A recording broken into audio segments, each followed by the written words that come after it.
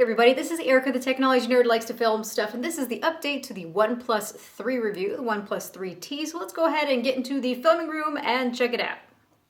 This is the OnePlus 3T, and we're going to talk about all the things that are different. I will not be making a crazy in-depth review for the 3T because I already made an in-depth review for the OnePlus 3. However, I'm going to include a link in the description so you can check out this review. I will also put a link right up here in the information box. So hopefully I can help you decide if you should upgrade to the 3T. And if you do not yet have the OnePlus 3, the 3T is going to be your only option because the OnePlus 3 was discontinued, unless you want to purchase this from a third party, of course. Though I imagine that they're going to charge a bit more for it, so it'll probably just be worth it to go for the 3T if you don't yet have one. So let's check out what the 3T has to offer that is different. Number one being performance. The OnePlus 3 was already a great performer with the Snapdragon 820 SoC. The 3T has the Snapdragon 821 SoC that is more power efficient and is clocked a little bit higher with its two most powerful CPU cores clocked at 2.3 GHz. So on the 3T, I am indeed seeing a bit better performance with the CPU. Qualcomm is saying that it's about 10% increase, and I'd be inclined to agree after looking at the benchmarks. But honestly, in everyday use, I'm really not noticing a big difference. It's also a bit faster than the OnePlus 3 at opening applications, thanks to the improved file system F2FS that OnePlus implemented. This means, though, that we should see similar performance with the OnePlus 3 once it has been updated to F2FS as well. And contrary to what some people believe, you don't have a performance advantage with the 128GB model over the 64GB model. Thank you to XDA for pointing that out. The improvements with the app opening speed really seems to be due to the F2FS file system.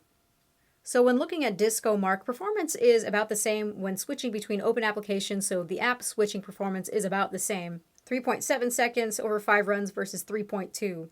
And both do really well with RAM management now. I can easily get 15 apps or more open with that 6 GB of RAM without any trouble at all.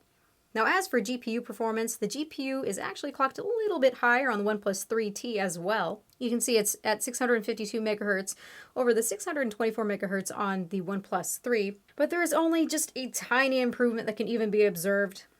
Gameplay is great on both of them, though when really pushed to the limit, both of them can get pretty toasty, which is understandable because they're both aluminum bodied.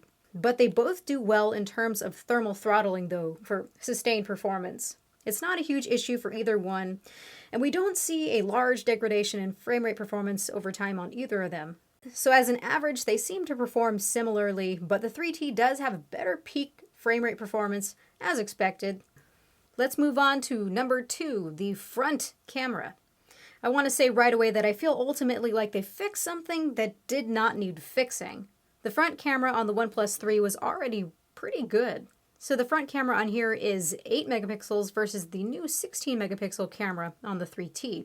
I found the images on the OnePlus 3 were always very sharp and clear with plenty of detail, and I thought that the colors were nice, though they might be a little bit too rich at times.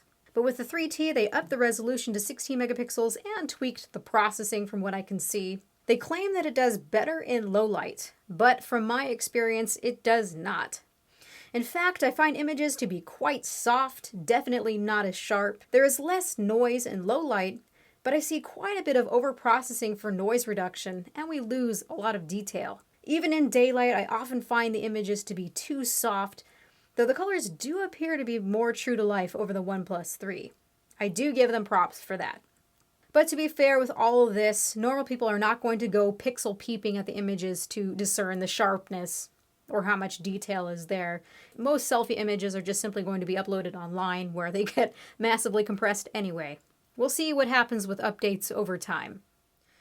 Now looking at the back camera, it's actually the same hardware as before, and I don't find meaningful differences in the images, though they did make changes to their electronic image stabilization, but I really can't tell a difference. I can sense that the frame has a tiny bit less of a jello effect, but that's really about all.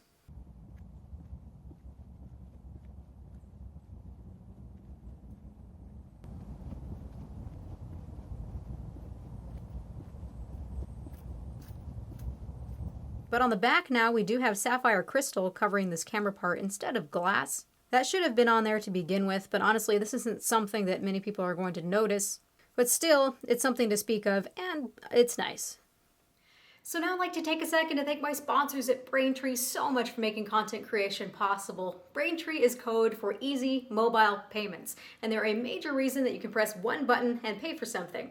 Maybe you're working on the next Uber, Airbnb, or GitHub. Then why not use the same simple payment solution that helped them become what they are today? Braintree's full-stack payment platform is easily adaptable to whatever the future holds so that you can adapt easily too. Accept nearly any type of payment from Apple Pay to Bitcoin, Venmo, credit cards, or whatever types of payment that come next with just a few lines of code. This all means that the platform is stress-free, simple, and adaptable for mobile app developers. And they offer a single integration across all platforms with superior fraud protection, customer service, and fast payouts. See fewer abandoned carts and more sales with Braintree's best-in-class mobile checkout experience. That way you'll always be ready whether you're earning your first dollar or your billionth. Check it out at braintreepayments.com/Erica to learn more. Number 3, we've got a bit bigger battery. The battery is now 3,400 milliamp hours, up from the 3,000 milliamp hour battery inside of the OnePlus 3. In testing, I can see that the 3T seems to get 10% more battery life over the OnePlus 3, so it definitely has a little bit more of a leeway there. It takes a little bit longer to charge though, but seriously that's nothing of annoyance considering just how fast this phone can charge. So the improvement is not huge, but if it's going to keep you from having to charge it right away, that's great. Number 4, software. So we have a little bit newer version of Oxygen OS. This is 3.5.4 versus 3.2.8. We're still waiting on Nougat for both of these. So there are a little bit of interface differences. You can see our drop-down shade here looks a little bit different. The way that we can edit the toggle drawer looks a bit different. I noticed the most difference underneath the settings. The menus feel a bit more concise, make a bit more sense. So for example, underneath display now we have everything that pertains to the display, where before settings were kind of dispersed all over the place. They have also simplified and cleaned up the look of the shelf a little bit. The interface change that sticks out most to me is the icons. The icons match all around. It's more consistent. So when I go underneath the app drawer now, you can see that all of them are small. They're the same size on the home screen as they are inside of the app tray. It looks really clean, but you can see that these are larger. Number 5, storage space. So with the 3T, we now have a 128 gigabyte option, which is really pleasant because we do not have an SD card slot. We've got a dual SIM tray right here, but it does not support an SD card. So having 128 gigabytes is quite nice. 113, which are for yourself. Or you can go with the 64 gigabyte option, which is just going to be a bit cheaper. But the difference is $40, and for $40 more, I'd rather have this option. So it's $440 for the 64 gigabyte model, and $480 for the 128 gigabyte model. Change number 6. So we've got a new color now. This is gunmetal as opposed to graphite. It's a bit darker. When I first took it out of the box, I really didn't notice that there was too much of a difference. But yeah, it is a shade darker of gray. Otherwise, we still have the soft gold color. At the time of filming, I don't believe that it is out for the 3T. But the colors are going to be soft gold and gunmetal. And graphite has just been phased away. And number 7, display calibration. Although this isn't really a change so much as a bit of a discussion about these displays. Both are 1080p, both are 5.5 inches, and both of them are what they're calling optic AMOLED. Although seriously, let's just say Super AMOLED, because these are Samsung panels, and all Super AMOLED means is that the display is fused to the touch layer in the glass, so that it's all really thin in one layer, a lot more light throughput, a lot brighter. They can make thinner devices because of it. It's probably fair to call all the AMOLED panels manufactured by Samsung that we see on other devices Super AMOLED. All OnePlus does is add their own calibration tweaks. Some people have reached out to me and said that the calibration is different. Let's get real with this. Calibration that I've seen on AMOLED displays is a pretty good lottery. And a lot of the times what people are pointing out is that the color temperature of their display is different. And I find that the color temperature and white point on AMOLED displays is pretty much a lottery. Sometimes you'll get one that's warmer and one that's cooler. Sometimes you'll have two-tone displays. But what I have noticed between both of them when doing my measurements is that their calibration techniques are very similar. So very similar calibration techniques. So for how your whites look and your color temperature, it's all going to depend on your balance of red, green, and blue. They need to be all balanced in order to make white look right. But when looking at how closely that OnePlus has calibrated both of these to the sRGB calibration standard, I am actually very proud of OnePlus.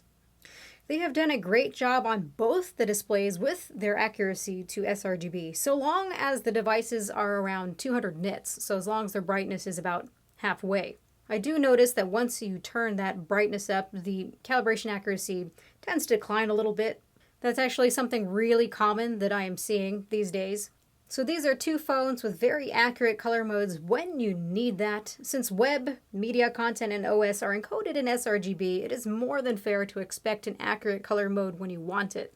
Then looking at the standard mode, let's just talk about it, or the default. It's a disaster on both of them in terms of accuracy, but we're not expecting anything accurate anyway. The colors are extremely oversaturated due to that wide gamut, and you can see that the white point is just way too cool. So it's like that on both of them. But at least we have a customization choice, so if you would like to have those punchy colors, but you don't want to have such a cool white point, you can move it down to being warmer. Now you have really rich, oversaturated colors with something that looks closer to D65 white. But still, it's pretty atrocious.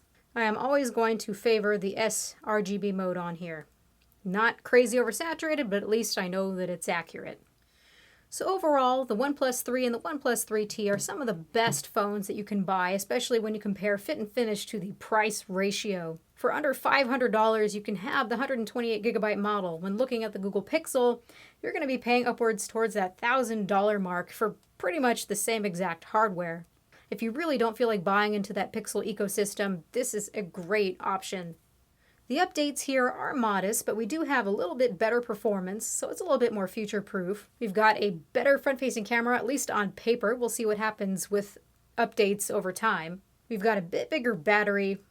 We've got a newer version of software, though we'll see what happens when Nougat is released on both of these. We've got a 128GB option, which is just great. We've got a new color in this gunmetal, which is a little bit more pleasant than the softer-looking graphite. We still have that great, accurate sRGB calibration, so it's definitely a nice phone. So let me know what you think about the OnePlus 3T. Did this video make you want to upgrade to it? Are you happy with just the OnePlus 3? Are you somebody who was frustrated to buy the OnePlus 3 and then a month later discontinued and then the 3T came? Let me know about all that. Personally, if I had the OnePlus 3, I would not upgrade to the 3T unless I really needed that 128GB. Once we see Nougat on here and we have F2FS, performance is going to be pretty similar. That 10% shouldn't make a huge difference. So seriously, don't feel upset. And I really do prefer this front-facing camera. So let me know your thoughts. This has been Erica, the technology nerd who likes to film stuff. Please rate, comment, and subscribe. Great phone, great price. Just a little bit marginal update, but it's nice. Let me know what you think, and goodbye.